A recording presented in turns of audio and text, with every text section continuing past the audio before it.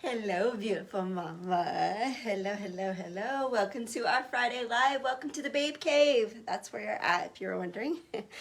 I am Farah, a creator of the Babe Cave, where we help you rediscover your inner babe through tricks and tips and advice on how to be healthy in a mom life.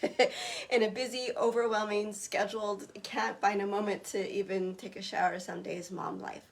We'll help you lose weight, help you eat better, help you plan better throughout your day so that way you can make better choices. And that's what we're all about here in the cave.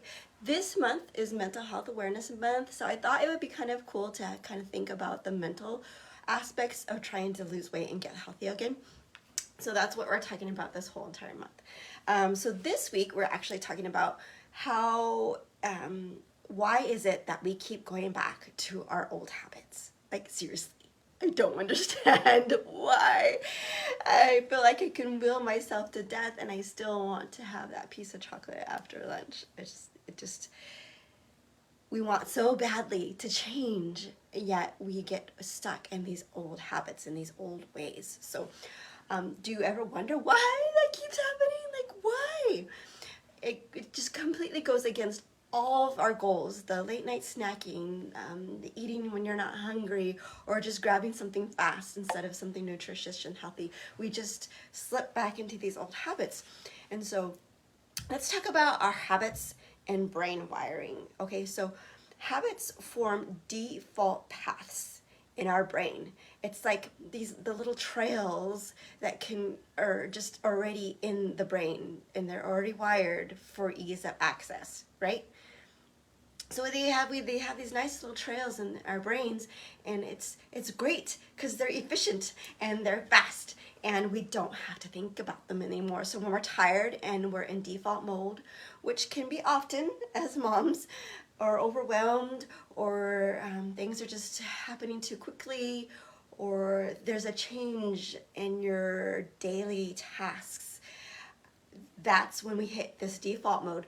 For example, last week I went to lay down for my nap in the afternoon before I pick up the kids because we had done a lot of errands in the morning, and woke up after to go get the kids to a message on my phone telling me I forgot to pick my kids up from school because it was minimum day. That is default mode, okay? It just took a simple change of doing errands in the morning on a Wednesday before pickup time that sent the cascade of different decisions that were made, or that sent me into the default mode to make the decisions to lay down and take my nap instead of going to pick up my kids. We were driving home from the Home Depot and we're like, why are there so many cars on the road right now? It seems odd. Yeah, they were all getting their kids like we should have been. Okay, that's what default mode does for us. So we have to, this happens because habits are efficient.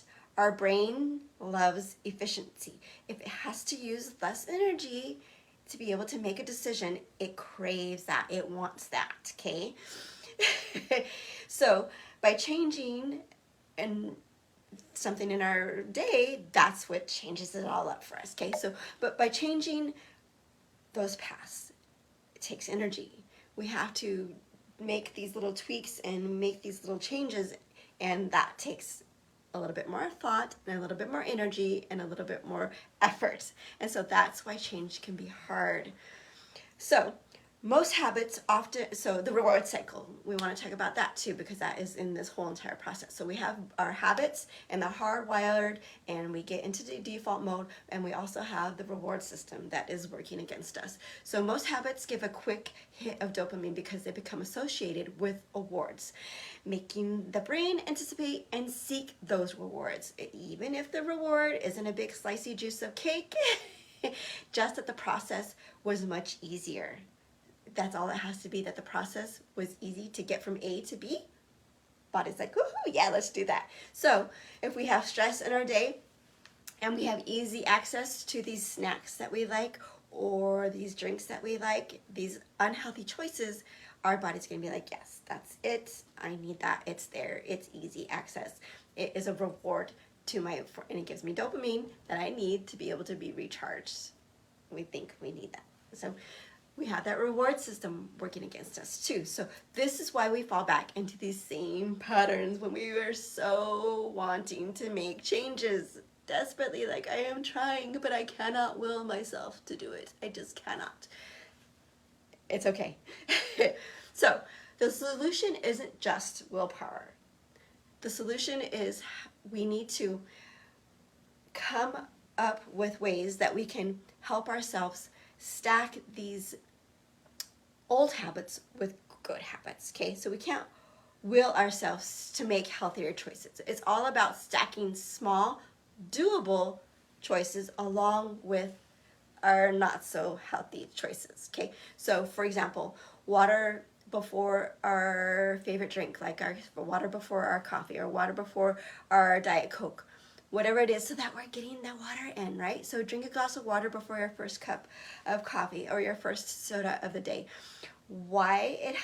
Because it helps hydration. We need hydration, and we need hydration for digestion. We need hydration to keep our bodies just moving and going. We need water. You guys, we can't survive without water, right?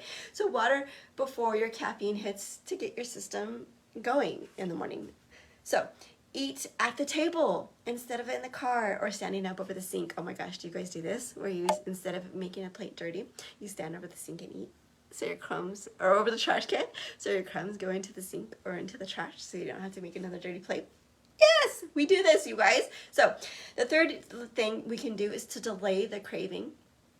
Don't deny it. Wait, delay, distract, decide. Delay when you have a craving that hits, wait 10 minutes. And another thing I want you to do is not only wait 10 minutes, I want you to drink a glass of water, and not just a little glass, a regular glass of water, okay? Maybe 16 ounces. Drink a glass of water. Then see how you feel. Many times the urge will pass, or if the urge is still there, we've delayed ourselves long enough that we kind of thought about it, hopefully within those 10 minutes, and we can decide to maybe make a healthier choice. Okay. Fourth is swap the snack. Don't skip the meal. Okay. Instead of skipping meals and grabbing whatever later and then end up snacking, that's what you ended up doing instead of actually eating an actual meal. Build a habit of real meals with protein. You gotta get your protein in so that you're not raiding your pantry later, okay? So instead of a snack, swap that out for an actual meal.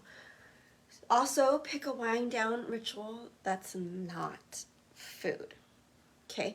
If you find yourself eating after the kids go to bed, so instead of that, swap your snack out for possibly some herbal tea before you go to bed, maybe some berries before you go to bed, something that is going to spike your sugar up real high right before you go to bed, because we don't want that. So pick something that is going to be healthier, and just because tea is easy. It's usually doesn't have too many calories in it, and it will help you wind down because it helps you sleep. Chamomile tea, lavender tea, whatever it may be. So your body learns a new way to de-stress instead of eating. We love to stress eat. Maybe that's what we'll talk about next week. But that helps soothe us. And so it's better to pick something that is just a healthier choice. So we need to create a rhythm that our body can count on, but it needs to be a healthier rhythm, okay? So when you understand how your brain works and it's kind of working against you, you can stop blaming yourself, because it isn't your fault. Your brain is literally working against you. Your body is working against you, and we need to retrain our brains in a way that's going to help you make easier, in default mode, even easier, healthier decisions. So you need to work with your brain to make more doable habits that actually stick. So if you want to start simple, that's the place where we need to be as moms, especially. I teach a 4-step rhythm called the Mom Fuel Formula. If you would like any more information on the Mom Fuel Formula, let me know. You can message me or let me know down in the comments. But I hope you guys have a really great weekend. Just remember to stack your good habits and your bad habits together. Try to make some pathways in your brain that are more doable, easier, simple, but healthy. And you got this. I promise you don't have to will yourself to death. You just, it's not you, it's your body. And we will get there together, I promise. Love you guys. Bye.